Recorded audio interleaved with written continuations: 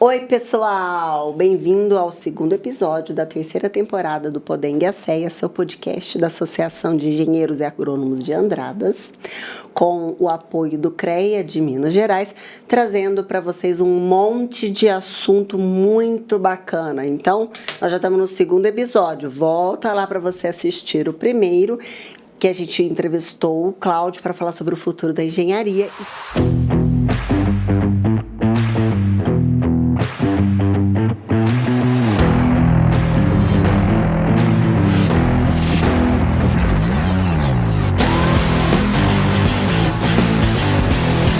Quem está aqui com a gente hoje é o Bruno. Eu vou ler, tá, gente? O Bruno Silva Scherer, é isso? Isso, Scherer. Engenheiro Civil e Segurança do Trabalho. Ele é formado pela PUC de Minas. É engenheiro civil também pela PUC, técnico em edificações. E veio falar aqui com a gente sobre segurança no trabalho na engenharia. Seja bem-vindo, Bruno. Muito obrigado. Agradeço pelo convite, agradeço também a todos que estão nos acompanhando aqui. Espero que seja um papo muito bom, que a gente possa falar um pouquinho de segurança do trabalho. Né? Tenho certeza que vai ser muito bacana, mas eu vou começar com uma pergunta. Se engenharia é tão baseado em dados e cálculos, por que a gente ainda tem tanto acidente de trabalho? Essa é uma boa pergunta. A gente tem a base teórica da engenharia, e essa sim vai ter os seus cálculos, vai ter toda a parte de documentação que a gente vai tratar, mas também tem uma segunda parte, que é de aplicar. E essa parte ela é bem mais delicada. A gente tem sim o interesse da parte que emprega, do dono da empresa, ou então da indústria, do contratante.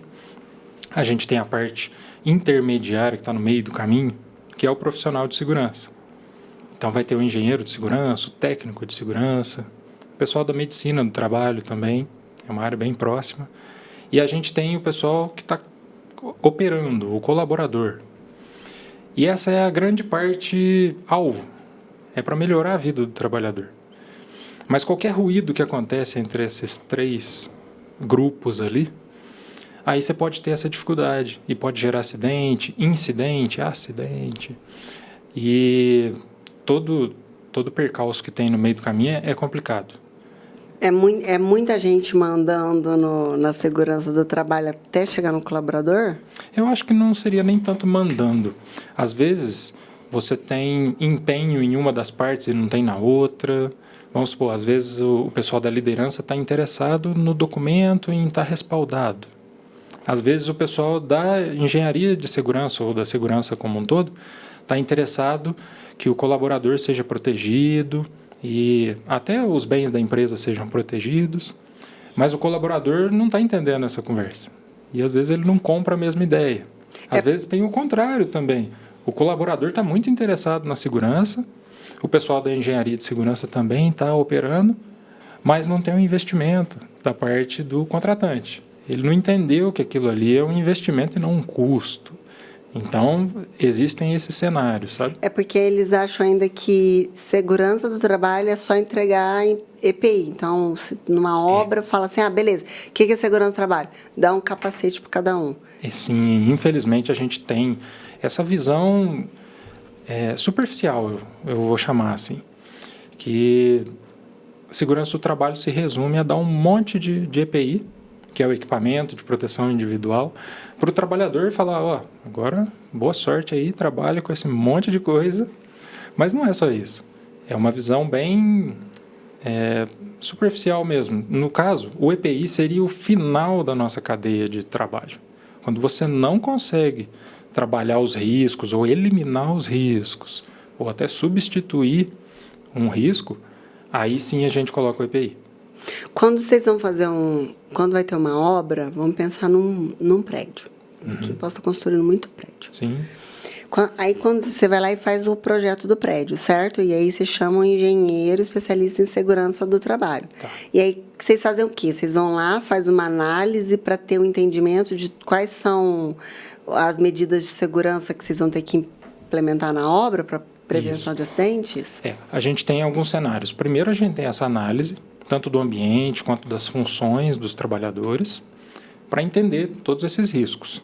Seria o gerenciamento de riscos. Então, primeiro a gente começa classificando. É o engenheiro que faz isso. O técnico de segurança também pode fazer essa parte. A engenharia de segurança vai propor algumas soluções um pouco mais técnicas e, geralmente, quando o time é muito grande também, você tem que fazer uma parte de gestão da segurança do trabalho. A engenharia atua bem nessa parte. O técnico de segurança ele pode ser um pouco mais pontual. Então, ele consegue, numa obra menor, fazer toda a parte de segurança. Um único técnico, né? Não precisaria exatamente do engenheiro, mas o engenheiro consegue fazer a parte também. E primeiro tem essa classificação dos riscos. Então ele vai entender o que está acontecendo, quais são os riscos que o pessoal está exposto. E depois disso, ele vai fazer o gerenciamento no sentido de eliminar ou então substituir os riscos, mitigar até onde for possível. E aí é uma parte um pouco mais teórica e que propõe um monte de medidas. Aí vai começar a parte de movimento, de mudança. E se o engenheiro, se vocês fazem todo esse planejamento, quem deixa de cumprir isso para que esses acidentes aconteçam? Olha, varia um pouco, mas eu vou chutar aqui que a maioria dos acidentes que acontecem são por falha humana. Então, às vezes, a gente até tem algumas medidas de proteção, elas começaram a ser implementadas, estão em uso, mas às vezes o trabalhador deixa um EPI. É uma confiança demais. É uma confiança. Ou então tem um equipamento, estava usando equipamento, mas ele foi ficando gasto, foi ficando velho, estava na hora de trocar. Aí não alertou, ou então a segurança não viu.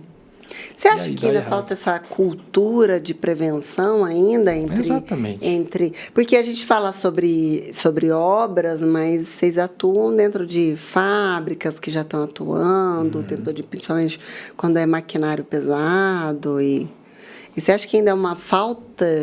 A gente tem cultura de prevenção? A gente tem. Ela está começando, vamos dizer. Porque o grande desafio da engenharia de segurança é esse, mudar a cultura. Porque a gente vem de um trabalho, especialmente quando você vai tratar da construção civil, que ele é mais braçal, artesanal, e vem de muito tempo. Então você tem muito tempo as coisas sendo feitas daquela maneira, daquele jeito. É difícil você ter uma inovação que o pessoal compra de imediato. Fala, nossa, isso aqui é muito bom, todo mundo vai usar. Mas prevenção não é uma inovação, seria um... A prevenção ela é mais crucial, né? A gente precisa ter um trabalho seguro, primeiro para você se sentir seguro, segundo para você fazer aquilo por bastante tempo, conseguir o seu sustento. Mas essa cultura de prevenção é uma coisa cultural nossa de brasileiro? Não só os brasileiros, mas sim, muito mais do brasileiros. Se a gente for pensar, por exemplo, em países mais desenvolvidos, já a cultura... Porque eu penso o seguinte, você fala sobre cultura sobre prevenção de acidentes, eu não penso, às vezes não é só sobre prevenção de acidentes. Normalmente, brasileiro ele é muito de remediar uma coisa que já aconteceu, não de prevenir. A gente é muito de deixa, se acontecer, a gente vê lá na frente o que faz. Ou é um otimismo demais, que fala, imagina, não vai acontecer. Pois é. A gente tem bem essa cultura que a gente chama de reativa. Parece que espera acontecer alguma coisa para falar, rapaz, precisamos fazer alguma coisa. E aí, no caso de um acidente, você tem muitas consequências. Às vezes você tem uma perda grande, ou de material, ou até de algum equipamento, ou às vezes o próprio trabalhador. Então é muito complicado, a gente precisa ser preventivo. Essa é a maior desafio. Briga dos engenheiros, né? De querer começar agora a trabalhar com uma cultura preditiva, de falar, vamos evitar as coisas, vamos trabalhar pensando. Hoje tem tanto, a gente fica fazendo um podcast aí, tem tantos mecanismos tecnológicos, né? O pessoal fala, vamos fazer vamos usar BIM para já saber quanto custa a obra, o que pode dar de merda lá na frente, o que pode acontecer. Então, assim, pelo tempo que a gente vem conversando com engenheiros, a gente vê que vocês têm muito desse negócio de falar, vamos fazer as coisas baseadas em dados, fazer as coisas direitinho, para que lá na frente você não tenha nenhuma questão. Mas ainda é uma cultura que a gente tem de falar, não, faz aí, lá na frente a gente vê. É igual, ontem veio veio o Cláudio, que é engenheiro. E quem não assistiu o primeiro episódio, assiste, porque está muito bacana. E aí ele falando sobre engenharia do futuro, e a gente falando sobre construções. E ele brincando, falou assim, nossa, estou com dor no joelho. E aí eu perguntei para ele, assim, mas a casa... eu construí minha casa. Eu falei, mas a casa que você construiu? Ele falou, há 20 anos. Foi pensada no Cláudio, quando ficasse? Ele foi. Falei, então por que as pessoas não pensam nisso? Por que ninguém pensa, vou ficar doente, ou pensa, um dia eu posso ser uma pessoa com deficiência, então eu preciso ter uma porta, no mínimo, que passe uma cadeira de rodas. Essa cultura ainda, como que é para você, engenheiro em índice de segurança do trabalho, ter que brigar com isso? É um desafio constante, isso eu posso te garantir. É um desafio constante de toda a parte de engenharia e de saúde também do trabalho.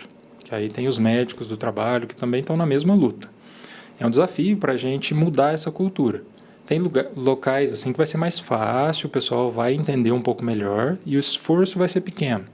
Agora, tem local que o esforço vai ser muito grande, que o pessoal não vai entender, ou às vezes entende, mas não quer fazer um esforço. E não quer por quê? Eventualmente, porque vai ter que mudar alguma coisa mesmo. Então, eu não vou poder fazer as coisas do jeitinho que eu estava fazendo, porque, vamos combinar, a gente gosta da zona de conforto. A gente quer trabalhar do jeitinho que a gente sabe, só daquele jeito, não quer avançar, não quer inovar, não quer procurar um tipo novo de fazer as coisas. A gente quer comodidade. E assim, não está errado. Na nossa vida a gente busca isso.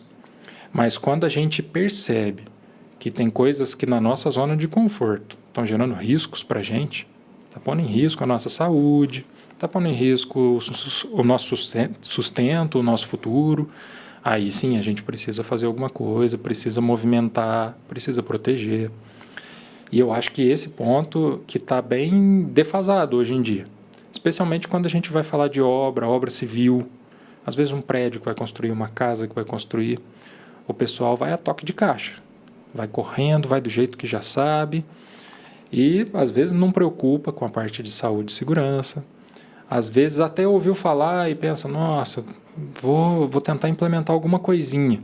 Mas vai correndo, não parou para pensar, ou às vezes não parou para fazer uma documentação, que é importante para o contratante ficar respaldado, e por aí vai, né? Vai nessa correria, às vezes numa ansiedade, e numa dessa abre brecha para acidentes. Segurança do trabalho é uma coisa que custa muito dentro de uma obra?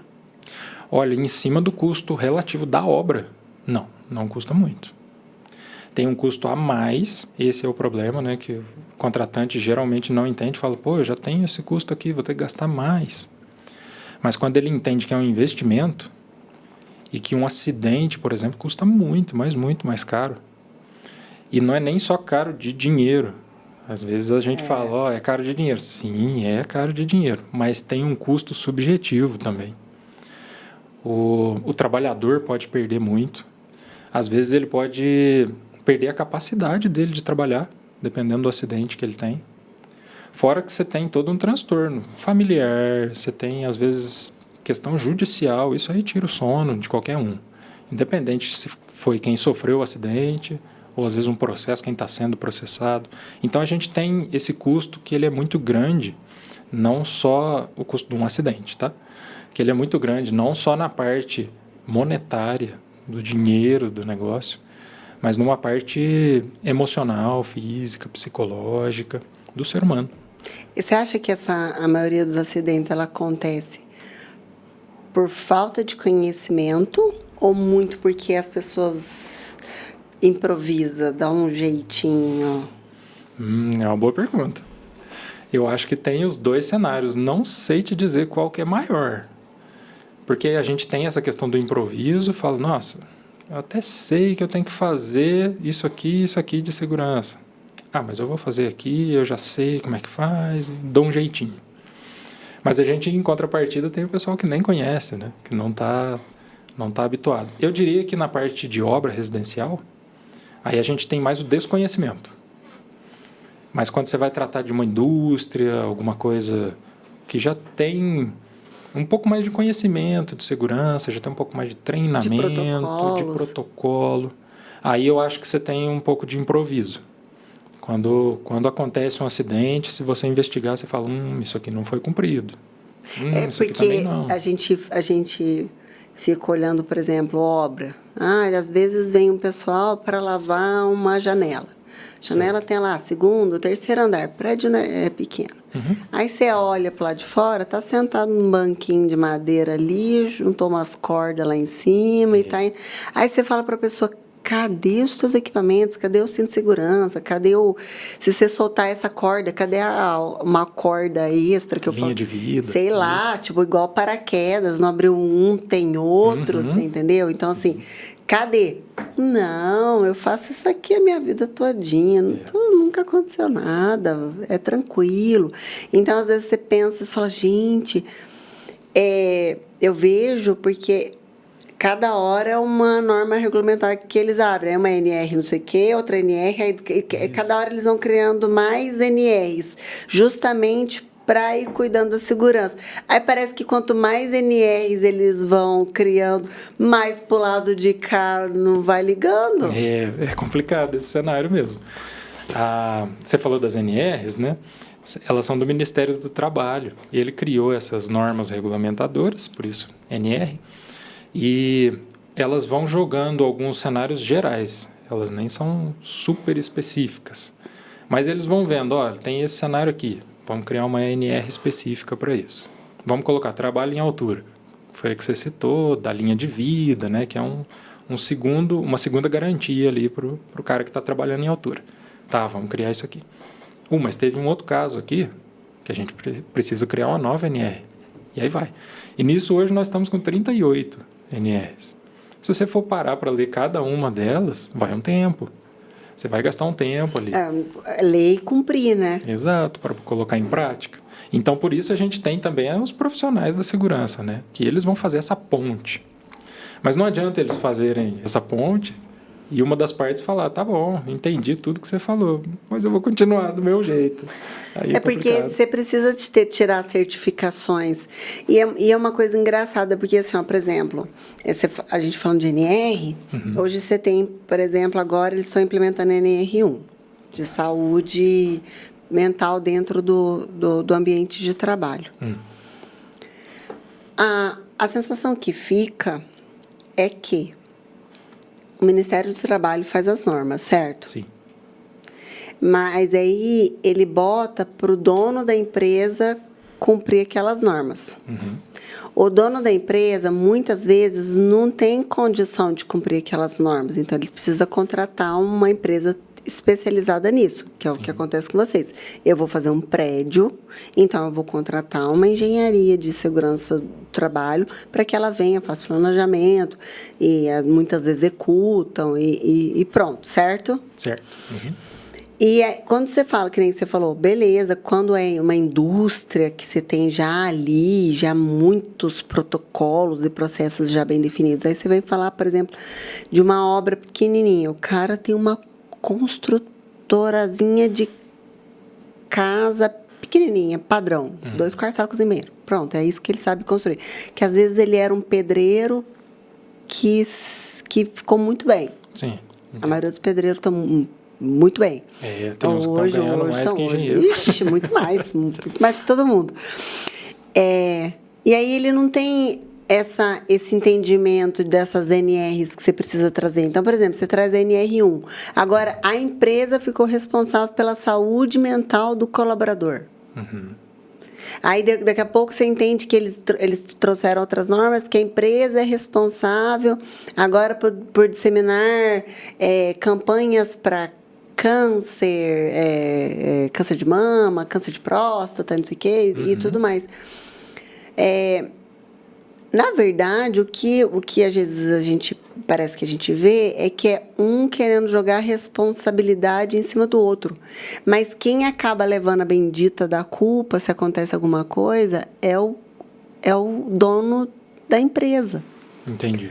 Ontem, no primeiro podcast, o Cláudio, ele falava muito que o que falta é a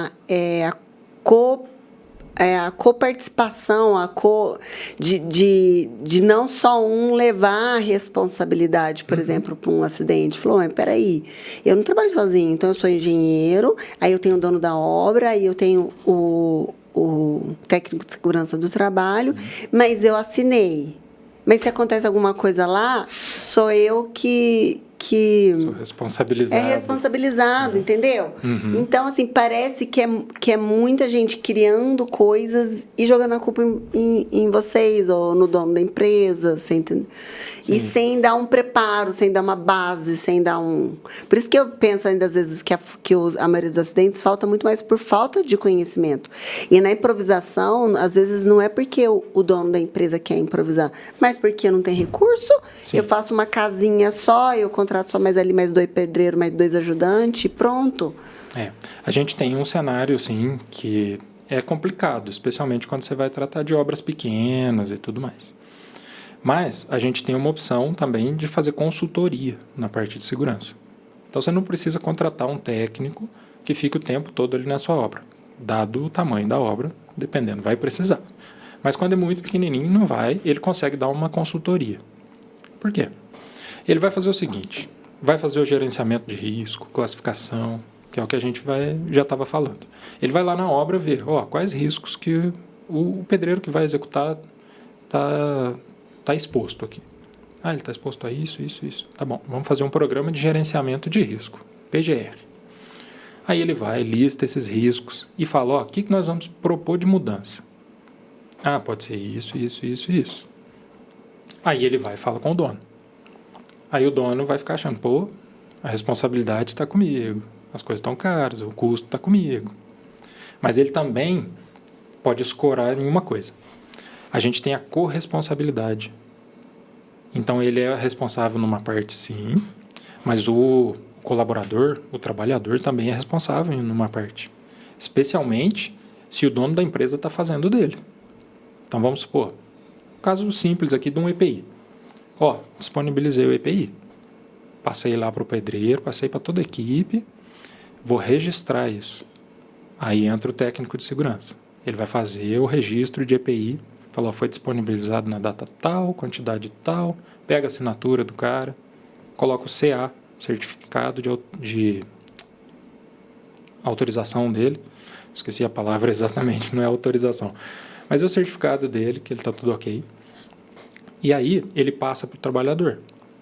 Se o trabalhador pega aquele EPI, não usa do modo errado, ou então o EPI às vezes deu algum problema, ele não comunicou nada, vamos combinar, parte da responsabilidade está com o trabalhador. Ele vai ter que usar isso. Ele se comprometeu na hora que ele assinou o documento, falou, eu estou recebendo isso aqui. Então você tem essa divisão de responsabilidade. Não pode realmente ficar tudo nas costas do empregador. É muita coisa. Também não pode ficar tudo nas costas do empregado, né? Às vezes acontece um acidente e fala, não, mas você assinou, acabou. Não é assim, tem que ter uma investigação, tem que ter um cuidado. Mas o melhor é a gente prevenir. Então, por isso, a gente faz essa parte de segurança do trabalho, para a gente tentar equilibrar essas forças, não ficar uma responsabilidade, nem um custo pesado para ninguém, mas a gente conseguir caminhar e falar, tem um custo? Tem um custo. É um investimento em segurança? O trabalhador vai ficar mais respaldado, vai ficar melhor para trabalhar, até na parte de segurança pessoal mesmo, ele se sentir mais seguro. Sim, vai se sentir mais seguro. Então, vamos fazer um trabalho no meio de campo aqui. Compensa a gente investir nisso, porque a gente tem muito mais a ganhar na questão de segurança, na questão de prevenir, do que a gente remediar depois. Inclusive, se você tem uma questão de um acidente e essa parte de debate ali, a responsabilidade era de quem? Isso aí tem N desdobramentos, né? Você pode entrar na parte jurídica, e isso é o que a gente não quer. A gente não quer nem que chegue perto disso. A gente quer já prevenir e falar, ó, terminou a obra, não tivemos nenhum incidente aqui. Se teve um incidente, alguma coisa foi registrado, está tudo bonitinho. Ah, veio uma fiscalização na nossa obra. Pode ser do Ministério do Trabalho, se for obras maiores, pode ser do CREA, pode ser quem vier fiscalizar, você fala, ó, a documentação está aqui, o fulano lá está usando o equipamento, o dono da empresa disponibilizou tudo bonitinho, então está tudo ok. Esse é o cenário que a gente quer trabalhar, né? É onde a gente almeja chegar, porque fica muito mais tranquilo, né? Para todo mundo. Segurança do trabalho, a hora que a gente fala, toda vez a gente pensa na bendita da obra, né? Então você fala, é o caso mais comum que a gente vê. Obra e aí é capacete, aí é alguma coisa. Mas a segurança do trabalho, ela cabe em qualquer empresa, certo? Cabe. Então vamos supor, uma empresa que nem... É aqui onde fica o podcast, uma empresa de tecnologia. Sim. Aonde a segurança do trabalho ela entra? A gente tem alguns riscos que eles são bem básicos, assim, vamos dizer, porque onde a gente tem algum tipo de função, esses riscos vão estar presentes. Vou dar um exemplo. Risco de ergonomia. A gente tem uma NR que trata especificamente de ergonomia. O pessoal de medicina vai saber falar até um pouco melhor que o pessoal de engenharia sobre ergonomia, mas a gente tem a NR e ela consegue balizar o básico. Então vamos supor, estou trabalhando num computador, sentado ali, mas a minha cadeira não está muito boa. Aquilo ali pode me gerando uma dor. E isso está envolvido na parte de ergonomia. A gente prevê algumas questões, a gente analisa, inclusive, né, quando vai fazer a classificação de risco do pessoal que está trabalhando sentado no escritório normal. Falo, pô, mas eu não estou fazendo uma obra. Não, mas você está sentado trabalhando. É segurança ocupacional, né? É da parte do trabalho. Então, isso está envolvido também. E aí, se a gente tem, por exemplo, uma cadeira que não está muito boa, aquilo ali pode gerar uma dor. E essa dor, você vai tentar descobrir de onde é. Se você não tem uma assessoria técnica, às vezes você não vai entender que é a cadeira, ou às vezes você vai falar, nossa, vou tomar um remédio só, e acabou por ali. Mas, a longo prazo, compensa você pesquisar isso também. Fala, pô, eu tenho alguns colaboradores que trabalham só no escritório. Por que eu não vou lá e peço para o pessoal da segurança dar uma olhada, peço para o pessoal da medicina dar uma olhada? É importante. Todas as situações que a gente for tratar, algum risco vai ter. São riscos leves? São. Riscos de ergonomia geralmente são um pouco mais tranquilos. Tem os seus graus mais altos também, mas para um pessoal que está trabalhando em escritório, geralmente é bem tranquilo. Se você faz, por exemplo, dando um outro cenário, um restaurante. Tá.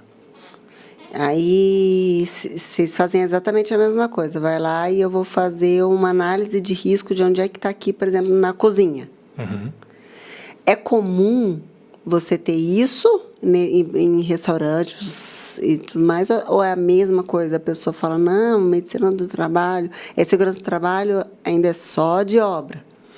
Infelizmente, a gente tende a ter esse cenário, um cenário de um restaurante, igual você falou, quando o pessoal sofre uma fiscalização. E aí fala, ó, tem que ter uma documentação aqui, tem que ter um programa de gerenciamento de risco. Aí o pessoal vai procurar. É difícil procurar antes. É o bendito do deixa acontecer para que a gente possa corrigir.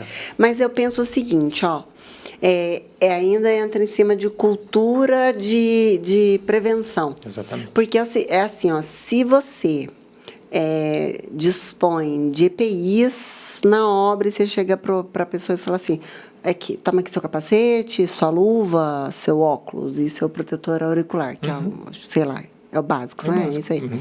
Toma isso daí. Aí o cara olha e fala assim, nossa, mas a gente está fazendo uma obra... e você tem que usar esse uniforme aqui que é de manga comprida, né? Eu vejo porque a maioria das obras é tudo de manga comprida. E essa botina aqui. Aí o cara fala assim, mas tá fazendo 30 graus lá fora. Complicado. Por que eu preciso usar isso daqui? Você pega a empresa, então você vai fazer ergonomia. Aqui na empresa a gente tem uma pessoa que vem e faz, regula as cadeiras e tudo mais. Legal. Ele vem, regula, todo colaborador novo vem, regula a cadeira.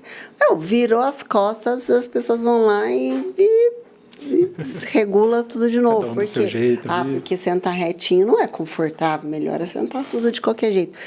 Ainda é falta, às vezes, de repassar isso para o colaborador e falar, isso aqui é para o seu bem. Sim, a gente tem uma Se questão... você tiver uma dor na coluna, você não é só um remédio que você tomar, você pode desenvolver, sei lá, uma hérnia, não sei. Alguma coisa mais crônica, né? Ou então que vai dar dor nele lá na frente, né? Mas a gente tem um cenário também que é o de treinamento. E a gente não faz isso só na segurança, tem da medicina também. Às vezes a gente pode prever algumas coisas, aí o pessoal da medicina pode até falar melhor do que eu. Mas pausas regulares no trabalho. Até para quem está trabalhando sentado. Então, passou ali 1h30, mais ou menos, levanta, faz uma ginástica laboral. O pessoal da medicina consegue falar isso com bastante propriedade. Teve uma empresa que eu trabalhei que a gente fazia ginástica laboral. E era muito bom, porque a gente não percebe, mas a musculatura vai ficando meio travada, mesmo a gente estando sentado, trabalhando ali normal. Então, essa pausa é muito importante. A gente pensar em algumas atitudes até um pouco maiores. Traz, por exemplo, um fisioterapeuta uma vez por semana. É um tipo de consultoria que a gente pode pegar para o pessoal de escritório até, e que já faz diferença. A gente conseguir criando essa percepção de cuidado com o corpo, de olhar o ambiente e falar, isso aqui tá bom, e de falar, isso aqui não tá bom. Eu acho que dava para regular ou dava para melhorar. A gente tem uma parceria muito grande com o trabalhador, no sentido de que ele está ali todo dia fazendo a função dele. Então, o pessoal da segurança e da medicina chega e conversa com o trabalhador. É importante ter esse diálogo. Mas é aquilo que você falou, vocês ficam o tempo todinho batendo em cima da cultura ali, para que mude, para que eles possam entender a importância de usar. E precisa ter esse diálogo para isso. Para o pessoal entender que não é um negócio assim, um bicho de 7 cabeças, ou não é um negócio ruim, fala, nossa, agora eu vou ter que fazer isso. Não. Tem coisas que a gente consegue ir percebendo no dia a dia e muda. Tem coisas que a gente aprende, fala, nossa, eu não sabia disso. Agora eu vou ficar mais atento. E tem coisas que o trabalhador vai falar para a gente e que a gente não tinha percebido. Porque a gente não está todo dia naquela função, todo dia fazendo o mesmo serviço, né? Exatamente. Eu falo que é igual isso, por exemplo, você vai criando um monte de regulamentação, mas você não está vivendo o dia a dia deles para poder entender o porquê. A gente precisa, como profissionais de segurança, fazer essa ponte entre a parte normativa, a parte legal, a parte de respaldo de empresa, para a parte operacional, para a parte do dia a dia, para a parte do cuidado diário. É muito importante ter essa conversa para que as partes fiquem equilibradas, né? Isso que é a gestão do risco mesmo. Então, a gente está gerindo o que está acontecendo. Porque não adianta nada você ir criando um monte de norma, porque aí eu falo, puxa vida, acaba virando tão burocrático. E, normalmente, aí vem mais uma vez a cultura brasileira, as coisas que são impostas, ninguém quer fazer nada aqui. Quando você obriga a pessoa a fazer, a pessoa não quer. Então, se começa a fazer gestão de risco, começa a fazer educação positiva, né? Agora, olha, o que você acha de usar um capacete para não cair um tijolo na tua cabeça, poder ir embora para sua casa, cuidar da sua família. Então, assim, essa gestão de risco que vocês acabam fazendo, e deve ser muito engraçado. Aí eu fico pensando, como é que vocês fazem gestão de risco quando era uma geração passada, em que as pessoas eram mais bruto, rústico, sistemático, e agora que essa geração nova, que é completamente diferente, não é? É muito diferente. Porque eles enxergam as coisas diferentes, não é? Sim, enxergam bastante. É bem diferente mesmo, e a gente precisa ter essa maleabilidade no diálogo. Você tem que saber que uma pessoa mais velha provavelmente já vai ter ali tudo que ela fez e a sua experiência. E são os falar, mais difíceis de usar. Mudar. Tem uns que são bem difíceis. Nossa. Já fiz assim, a vida toda eu trabalhei com isso, nunca usei esses negócios. Mas é muito importante ter esse diálogo e essa fluência ali. Você vai virando amigo do pessoal da obra, sabe? Então você fala, vamos fazer isso aqui, isso aqui, isso aqui. Mas e se você fizer isso aqui? Você não acha que dá certo? Vai tentando trazer ele para o seu lado, sabe? Um colaborador que, por exemplo, você deu o EPI para ele não está utilizando a EPI na obra, isso cabe uma advertência? Existe isso? Tem advertência, você pode ficar no pé dele, cobrar. Se tiver 3 advertências, aí já vira um negócio mais formal, inclusive já passa para a parte de poder demitir por justa causa, né? Pela falta de uso de EPI. Sim, essa negligência não pode passar despercebida, né? Sendo que já teve tanto investimento da outra parte, do contratante, né? Então, nessa parte também entra a corresponsabilidade que a gente está falando. O trabalhador também é responsável pela parte dele. Pela segurança dele. Sim. E com a turma mais nova tem que ter esse diálogo também, porque sinto um pouco que nessa geração mais nova eles meio que abandonam o que veio antes, né? Eles querem fazer do jeito deles e às vezes até pensam, o pessoal de trás ali fazia de outra forma, era totalmente diferente. Não, mas já teve uma experiência, né? Tem coisas que vão ser replicadas, mas tem coisas que vão melhorar também. Então tem que ter esse equilíbrio nessa parte também, entre gerações, né? E tem tecnologia nova para segurança? Ou ainda é capacete, óculos? Não, já tem coisas mais avançadas, sim. O que tem de tecnologia? Olha, na parte da indústria, eu já vi muita coisa de automação.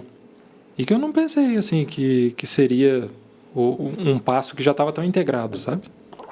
A gente tem, especialmente em linhas de máquina, assim, diversos sensores. E eles ficam o tempo todo monitorando ali. Tem sensor que é específico para proteção. Se você abrir essa proteção aqui, a máquina para. Ah, isso entra também como... Isso também é uma parte do engenheiro que cuida da segurança do trabalho, esse tipo de coisa? A NR12 prevê que a gente faz essa parte de inspeção de máquina e vai dar todas as dicas da parte de máquina. E uma delas é essa parte de segurança específico mesmo, de automação, né, que seriam sensores de proteção. E a gente consegue prever isso, tanto para uma proteção de uma máquina maior, quanto sensor de monitoramento. Aí já não é tanto a parte de segurança, mas vai ter sensor de monitoramento, e aí vai falar, essa máquina aqui está rodando normal. Ou então, essa máquina aqui não está rodando normal, vamos dar uma olhada antes dela dar problema. Então, essa parte de automação já é mais presente na parte da indústria, sabe? Para a parte da construção civil é um pouco mais difícil você automatizar, porque é ali que está começando, né?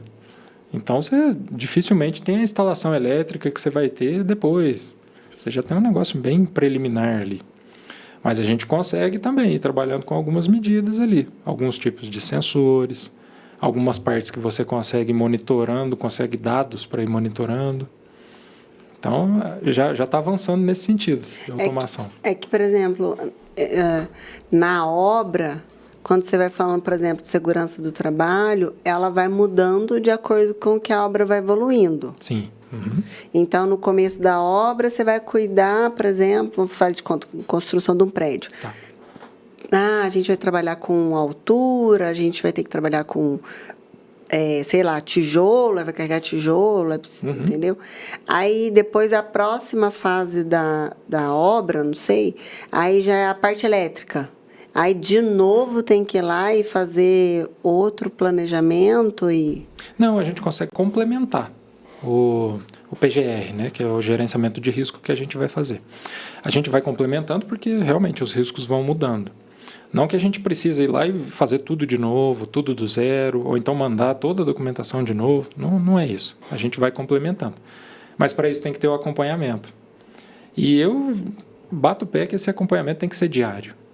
A gente precisa estar ali no chão de obra ou no chão de fábrica, porque se você só fizer a documentação, não acompanhar, não implementar, aí vai ficando para trás, né? Aí é o papel da liderança dentro do ambiente de trabalho. Isso, a liderança tem que ficar no pé, mas o pessoal da segurança também. Precisa dar as rondas, precisa ter esse diálogo que a gente estava falando, para sempre ficar atento nos riscos que estão surgindo ou que estão deixando, que está atualizando. Igual você falou, no começo da obra, dificilmente você vai ter um trabalho em altura, quando você está fazendo fundação, quando você está fazendo gabarito, marcação. Mas, Quando já está ali Mas no você primeiro está trabalhando pavimento, com segundo máquinas pavimento, mudou. pesadas, aí tem que fazer a fundação do negócio, aí é Sim, você trator. tem outros tipos de risco. Por isso que eu pensei, eu falei, à medida que a obra ela vai crescendo, os riscos delas, eles vão Se sendo modificando. diferentes, entendeu? É. E aí a liderança, ela também vai mudando, porque quando você faz, por exemplo, eu falo do papel da liderança, porque às vezes é ali, vamos supor, na obra ainda, uma obra de civil. Quem normalmente toma conta ali é o mestre de obras, não é? Então, é ele que tem que ser o seu principal aliado, dele ter essa consciência de falar, a gente precisa cuidar. Você precisa cuidar dos teus colaboradores, Sim. dos teus trabalhadores.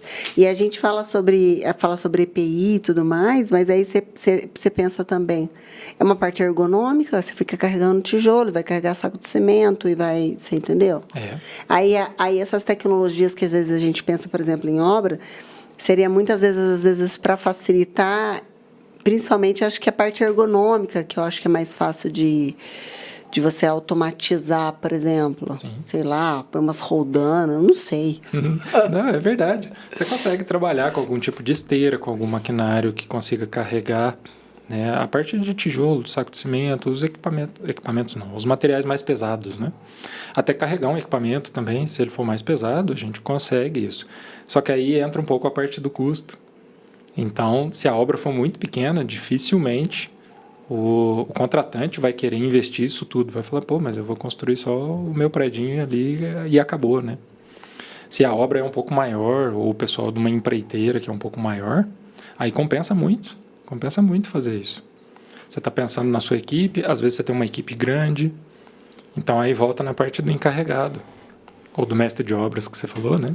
Que a gente precisa trocar muita ideia com eles. A gente precisa trocar muita ideia com eles, porque eles têm mais contato com os trabalhadores. E se ele tiver essa cultura de segurança, ele consegue passar essa visão. É porque eu estava lendo uma reportagem que fala que o Brasil é um dos países com o maior número de acidentes de trabalho. Tinha um dado lá que era para cada acidente grave, tinha 29 incidentes e 300 e tantos acidentes leves. Geralmente então, é uma pirâmide, é coisa, né? Pra caramba. É muita coisa mesmo. A gente precisa trabalhar em cima disso, né, para reduzir esse quadro. Porque ninguém quer esse quadro. Ninguém quer trabalhar inseguro, tá na iminência ali de sofrer um acidente, que seja um incidente, né? Não machucou ninguém, mas teve uma perda ali de material. O pessoal já fica meio assim, fala, nossa, chato acontecer algumas coisas assim, já começa a ficar mais inseguro. Então, realmente, a gente precisa trabalhar em cima disso. E essa mudança de cultura tem que ser em todas as frentes, né?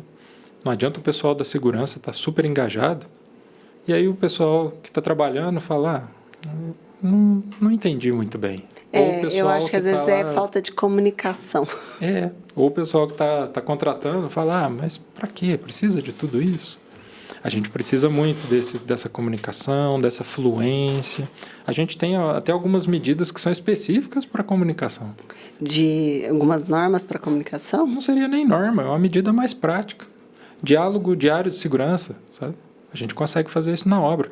Uns minutinhos antes de começar, ou até já começou, separa alguns minutinhos ali, o pessoal senta, o pessoal da parte de segurança vai e passa algumas coisas, fala, pessoal, hoje nós vamos fazer tal coisa. A gente precisa usar esse equipamento aqui, a gente precisa prestar atenção nesse equipamento de proteção coletiva, que é o EPC, que a gente fala menos. Então, ali tem guarda-corpo? Não tem. Vamos colocar um guarda-corpo provisório ali? Ou então fala, ô fulano, o que aconteceu ontem? Ontem teve um incidente ali, foi meio complicado assim. Vamos ver o que teve de risco, você sabe? Teve risco de cair ali.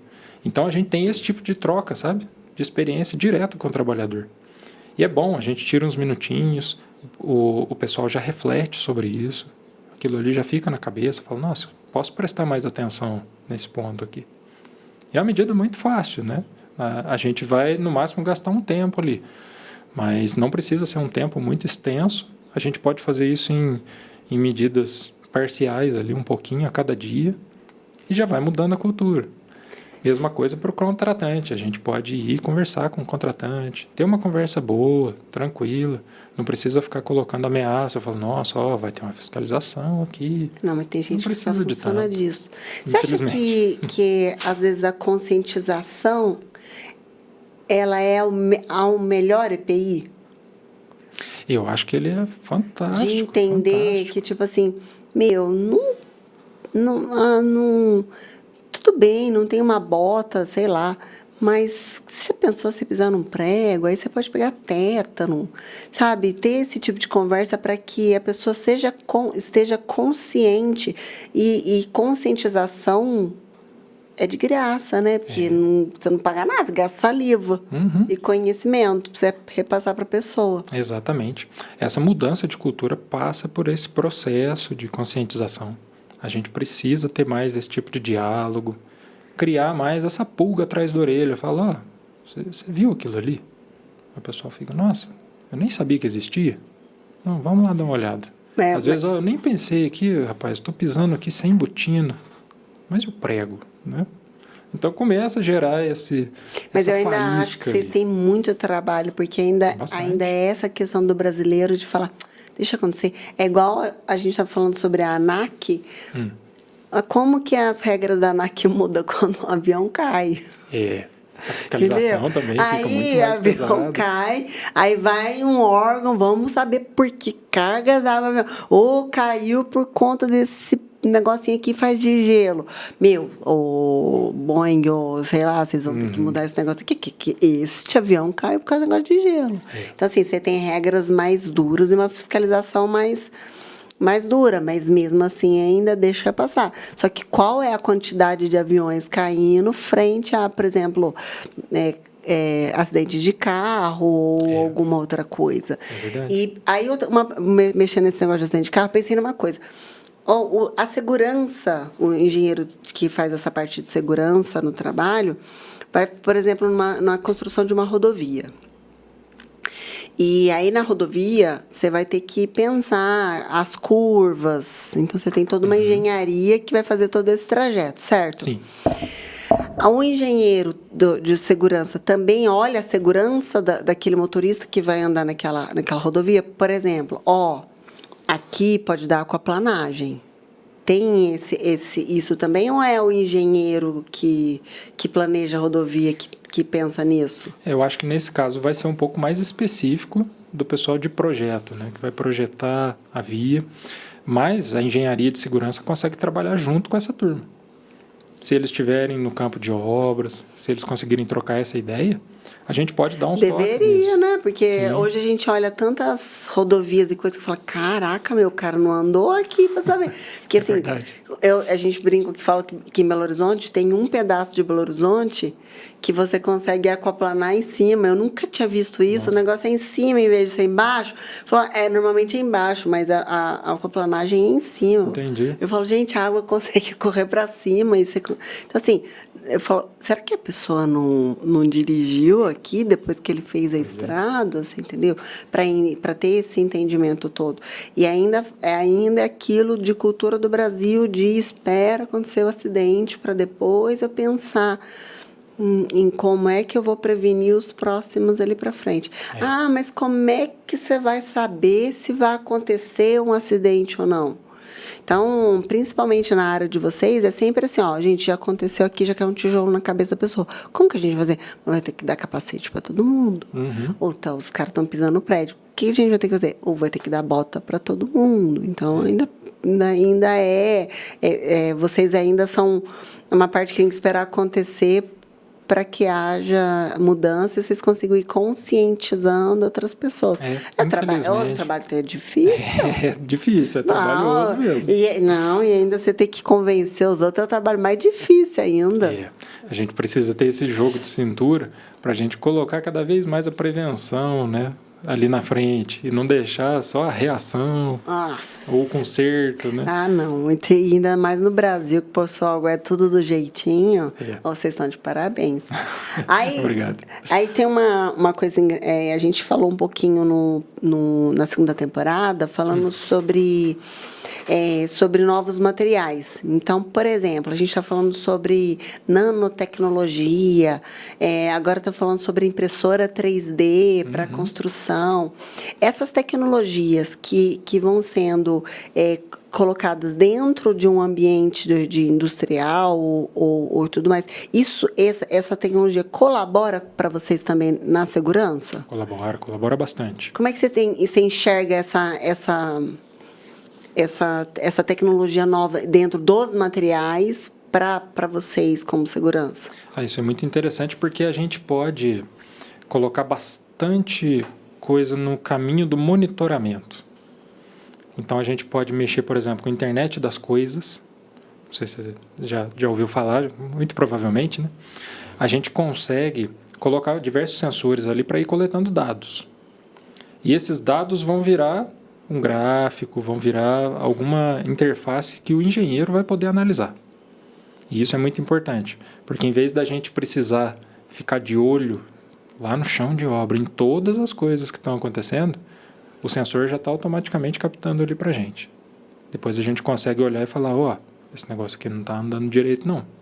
Vamos colocar uma proteção extra aqui, vamos dar uma manutenção nesse equipamento aqui, uma manutenção preventiva, em vez de deixar acontecer alguma coisa, né? A gente tem bastante essa interface, sim, e a parte de automação, inclusive, vem aliada com a gente, para a gente conseguir essa fartura de dados. É engraçado que isso não substitui o profissional. Isso é importante também. Porque às vezes a gente acha, agora com a inteligência artificial, a gente vai perder o emprego. Não é tão direto assim, né? Eu acho que para vocês é mais um auxílio do que realmente perder o emprego. É uma ferramenta. A gente precisa usar isso como uma ferramenta aliada, né? A gente consegue ter esse monte de dados, essa disparada de dados, mas quem vai saber interpretar, aí é o profissional de segurança. Ele vai falar, e como é que eu traduzo isso aqui para uma medida prática? Aí é o profissional de segurança. Então, essa parte é muito importante também, a gente saber olhar os dados e falar, o que eu faço com isso? Que aí é o poder que o engenheiro de segurança precisa ter, dele traduzir, especialmente para passar para o pessoal da gestão, do pessoal do contratante, que vai falar assim, mas o que eu posso fazer para melhorar? Se você fizer isso, isso, isso, resolve esse risco. Ou então, se você fizer isso, isso, isso, a chance vai cair mais da metade. O teu risco vai ser muito baixo. Porque se a gente começa a propor medidas, mesmo olhando os dados, mas propor medidas equivocadas, aí também você perde o crédito. Aí toda a parte de comunicação que a gente vai tendo, toda a parte de mudança de cultura que a gente está prezando, fica comprometida. A gente tem que ser assertivo na hora que precisa ser, né? E a parte de automação, a parte de internet das coisas, inteligência artificial, vem ajudar a gente nisso. Ele está dando um monte de dados para a gente. Aí a gente precisa interpretar esses dados aí e propor as melhores soluções. Então, você vê, por exemplo, essas tecnologias novas como muito um benefício para vocês, engenheiros, de olhar e falar... Eu penso muito, por exemplo, essas casas que são 100% automatizadas e que você tem, por exemplo, hoje um trabalho no piso para que você não tenha, para que a pessoa não venha a escorregar. Então, aí você está pensando, por exemplo, numa construção que vai morar pessoa idosa lá dentro. Certo. Você entendeu? Então, assim, isso tudo para vocês se torna um aliado para que vocês cada vez mais consigam ir reduzindo a quantidade de acidentes. Isso, precisa ser um aliado. Aí você citou, por exemplo, da parte de piso ou a parte de adequação para um pessoal mais idoso. O engenheiro de projetos, aí ele consegue atuar bastante nessa área. Ele já consegue pensar no cliente final ou no proprietário final, na pessoa que vai utilizar aquele espaço. E aí sim precisa ter esse cuidado. Por quê? Porque hoje a gente tem realmente os avanços de material, a gente tem tecnologia incorporada, né? Você tinha citado lá no começo do BIM, Às vezes a gente usa, né, a plataforma BIM, o conceito BIM para projetar. A gente precisa usar isso como ferramenta e avançar nesse ponto. Porque não adianta a gente pensa em algumas coisas e fala assim, não, mas o basicão aqui acho que é mais fácil, mais rápido. Então vamos nele. Mas, tem uma tecnologia aqui que a gente pode usar, que a gente pode avançar, que a gente pode até entender melhor. Quando a gente vai trabalhando, a gente entende melhor. E que a gente poderia implementar, mas fica pelo meio do caminho. Então, precisamos dar mais atenção nesse ponto também. Temos muitas ferramentas, temos muitas opções, vamos escolher a melhor? Vamos parar, pensar, analisar isso aqui? É muito importante esse ponto, na engenharia em geral, não só na segurança do trabalho. Quem que é o maior aliado de vocês? Você virar e falar assim, olha, é o dono de uma obra muito grande que faz 10 prédios ao mesmo tempo. Ou o nosso maior aliado é o cara, são as universidades que trazem tecnologia. Quem é o seu maior aliado? Eu acho que o nosso maior aliado é o trabalhador, é o colaborador. Porque quando ele entende a parte que ele precisa ali de segurança, que ele precisa pensar, que ele faz parte dessa mudança de cultura que a gente está falando, a gente tem uma força para a gente conseguir implementar, para a gente conseguir avançar cada vez mais e mudando essa cultura. E quando a gente traz o trabalhador ali e ele está pensando junto com a gente consegue, inclusive, dar uma influenciada no contratante. Fala, o pessoal aqui embaixo está disposto, está querendo. Por que a gente não melhora isso aqui? Por que a gente não coloca uma medida a mais, sabe? É muito importante. E quem traz mais inovação para vocês? É o trabalhar também? Que olha e fala assim, o que você acha se a gente fizesse isso, aquilo, ou eu trabalho dessa maneira, eu sinto, sei lá, eu não sei. Sim, o trabalhador traz bastante nessa área prática. Ele entende muito mais da função dele do que eu que vou lá e analiso, né? Ele está fazendo, ele está todo dia ali, ele realmente entende muito mais e traz bastante coisa prática. Agora, na parte de inovação, aí a gente precisa ficar de olho nos novos lançamentos que tem, na parte de tecnologia, na parte de informação, que a gente tem muito avanço nessa parte. Se a gente ignorar isso também, a gente vai ficar trabalhando meio limitado ali, né? A gente vai junto do trabalhador, conversa com ele, capta um monte de coisas práticas. Mas às vezes tem uma ferramenta nova que a gente deixou passar, sabe? Então a gente precisa ter meio que a gestão ali da nossa informação. Olhar tanto para um lado quanto olhar para o outro e falar assim, isso aqui a gente pode trazer. Isso aqui não é o caso não, isso aqui a gente pode filtrar. Isso aqui a gente pode implementar. Vamos lá conversar com os fulanos. Vocês trazem muita coisa de fora? Eu penso que para a área industrial, tem, principalmente em países mais desenvolvidos, que eles já estão vivendo lá a indústria 5.0 e a gente está aqui inventando a 3.0. Para a automação industrial, eu acredito que deva trazer muita coisa de fora. Mas, por exemplo, para a construção civil ou alguma outra área, vocês trazem alguma inovação de fora ou ainda o Brasil ele é muito peculiar pelo modo como a gente constrói as coisas? O modo que a gente constrói, eu não vou chamar de arcaico, mas ele é um modo mais básico. Então, a gente tem muita construção com concreto armado. E isso é um tanto cultural também. A nossa cultura é construir a casinha ali com a fundação normal, com o tijolinho, às vezes com a parede de concreto, dependendo do caso, e a gente segue assim. A gente tem alguns avanços nessa parte, seria mais a parte de engenharia civil, eu chuto, que a gente tem estruturas em aço, estruturas híbridas, às vezes é aço e concreto. Mas na parte de segurança? De segurança, aí a gente precisa meio que adaptar a esses tipos. Então o cara está trabalhando com cimento. O que a gente precisa saber de segurança? Às vezes o cara pode ter uma exposição à sílica. Entendeu? A segurança do trabalho também vem dentro dos materiais que eles vão utilizar dentro daquela... Precisamos analisar os materiais também. Eu achei que era só, por exemplo, de altura ou de cair um tijolo na cabeça, pisar no prego. Tem essas partes também. Mas a gente pode avançar e fazer uma análise mais fina, né? Inclusive, a gente tem essas exposições. Até quando que o trabalhador está exposto e que isso aqui é saudável para ele. Ou não, isso aqui já está insalubre. A gente precisa entrar com uma medida aqui. E tem trabalhos que eles são essencialmente insalubres, tanto é que a gente tem adicional de insalubridade, porque dependendo da função, não é que não tem muito o que fazer, mas o máximo que a gente conseguir restringir, o trabalhador ainda vai ter um pouquinho de exposição. Então a gente precisa trabalhar nessa medida também. Fala, ó, que tipo de material que o cara está trabalhando? Vamos dar uma analisada mais a fundo aqui?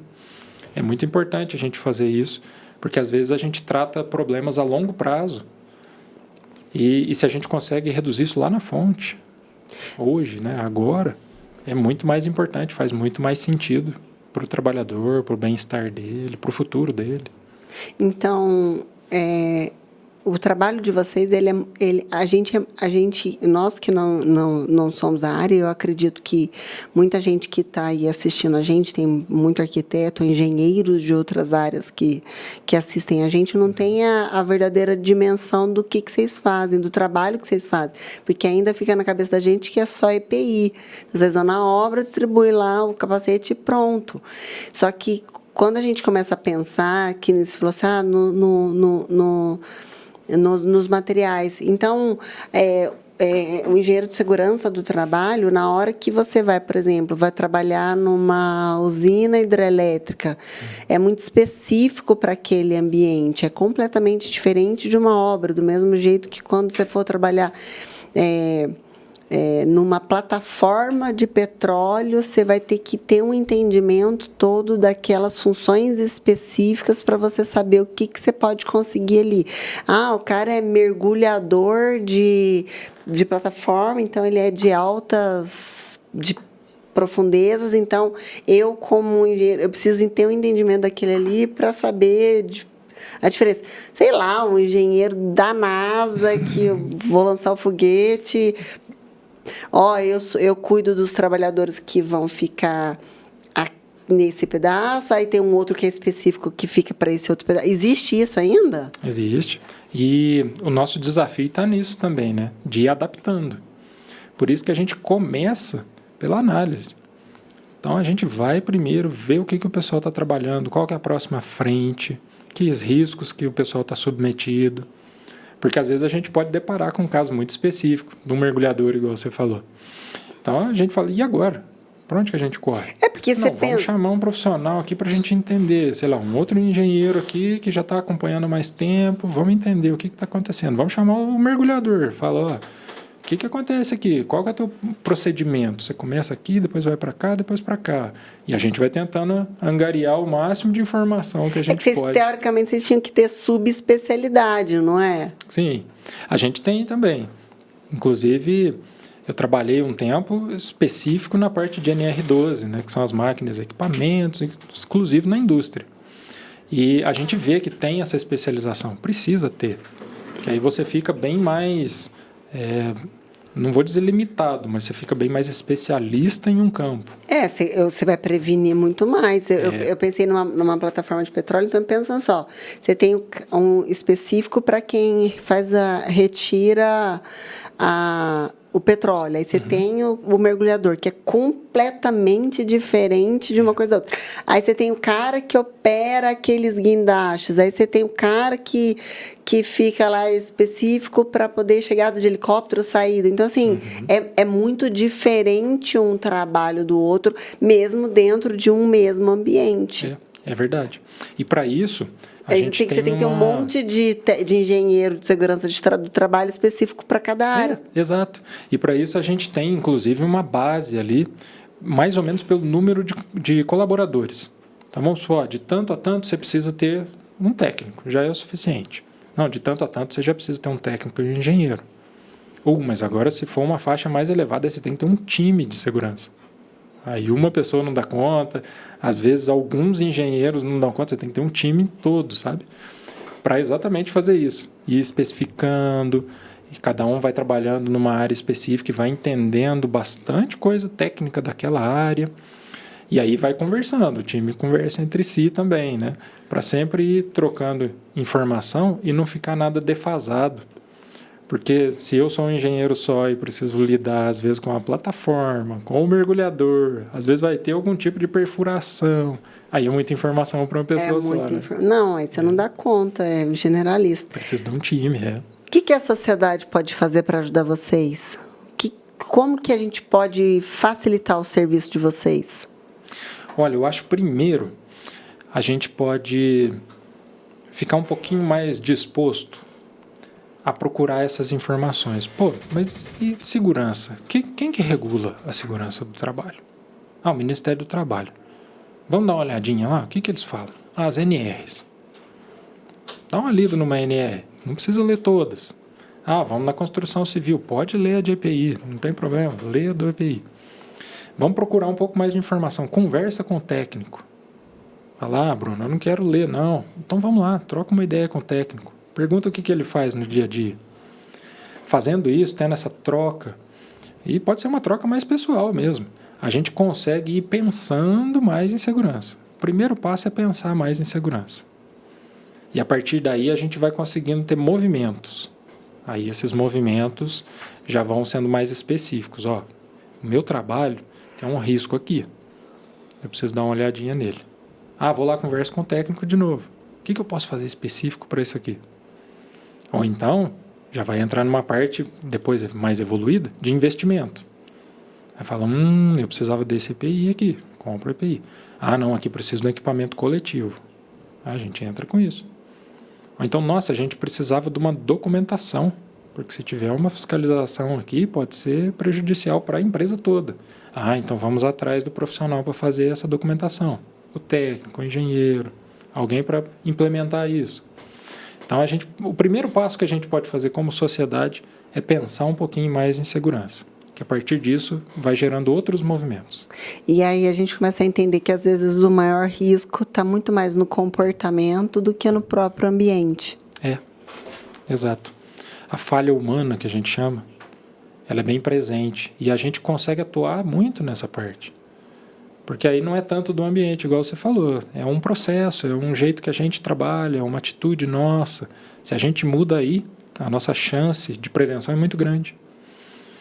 No ambiente, a gente tem a chance de prevenção também, mas ela pode ser um pouco menor, mais limitada, né?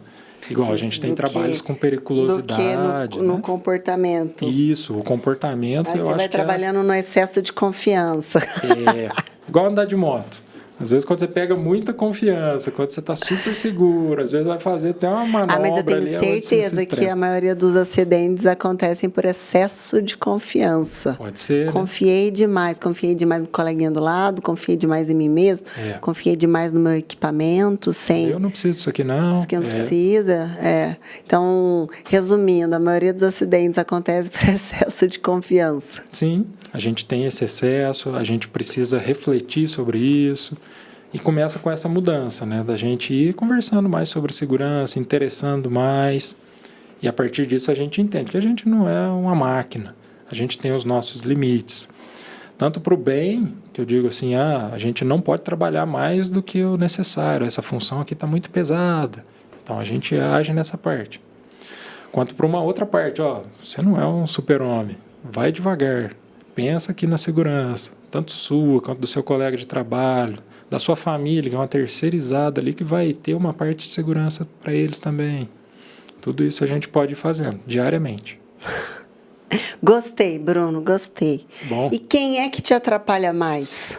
Atrapalha mais? Você falou que o trabalhador são os que mais te ajudam, colaboram. Quem te atrapalha mais? Eu acho que é mais o cabeça dura. Cabeça dura a gente pode ter em várias áreas. É o excesso de confiança que te atrapalha mais?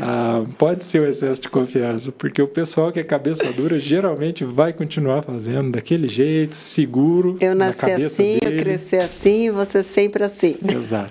Isso atrapalha bastante. Quem quer ser quem quer ser engenheiro de segurança do trabalho, faz o quê? Como é que começa? Eu, por exemplo, fiz uma pós-graduação. Então, eu estudei engenharia, no meu caso foi engenharia civil, e depois fiz um complemento. Foram 2 anos ali de especialização em segurança do trabalho.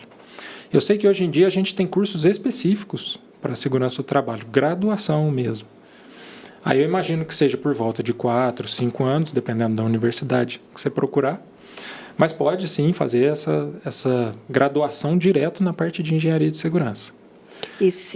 Deixa uma mensagem pro pessoal que olhou para você e falou: gostei, quero ser engenheiro de segurança do trabalho. O que você daria de conselho para essas pessoas?